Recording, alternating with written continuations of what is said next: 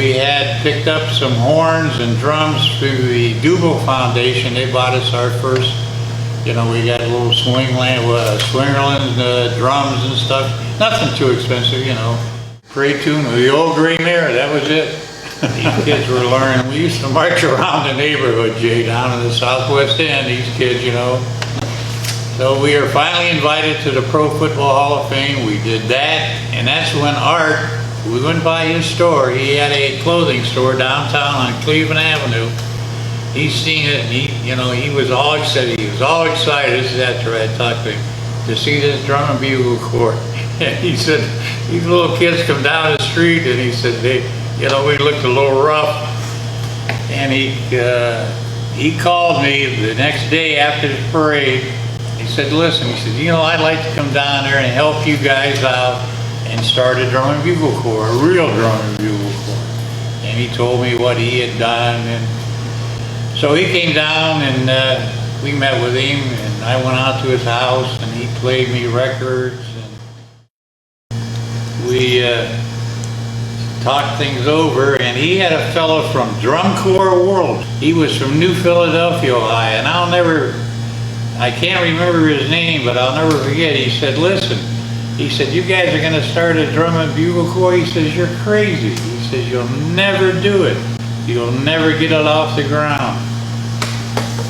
And that was the worst thing to say to me, because that made me, I said, well, hell, I'll show this guy what we can do. I'd never seen a drum and bugle corps before. So anyhow, I got together with Art, and before we started really recruiting, I was trying to go into the high schools. He took my wife and I, and the sheriff at that time was George Papadopoulos. His wife Betty, she went along, and George had marched with the VFW Corps that Art and Tom Chakmitis had belonged to. So we went down there, and I'll tell you, it was the U.S. Open in Marion, Ohio. And the thing that really impressed me, Jay, was there was a group called the Philadelphia Police Athletic League Cadets. And I said, man, that's great. Maybe we could do something like that for our, put our department on the map. Had gold uniforms with a little police boys club badge on it. And we had one song with them. The only thing we did that year, we did the Alliance Carnation Day Parade. And we had one song, Jay, and it was called Cherry Pink and Apple Blossom White. So anyhow, Babe and I and Chief Bernowski, we had gold jackets. We'd march with the kids, So, this Alliance Parade, it's pretty long. And the chief looked over at me and said, hey, McCauley, he said, you think they could play another tune? I said, that's all we got, Chief. The thing about it was the first show we ever done. Like I say, our kids were, and that was the only show we done that year.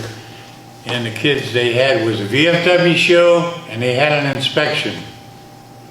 So they're lined up. And you know how the inspections, that could be rough on a young kid. They never, they're looking at your shoes, making sure you don't have any lint on you. Everything's pretty neat. They're looking them over. My kids are dropping like flies, I said, oh my God, one of my boys went down, Willie Simmons went down. I said, Willie, you got to get up, man. We need you. He was our baritone player. He was only like 13.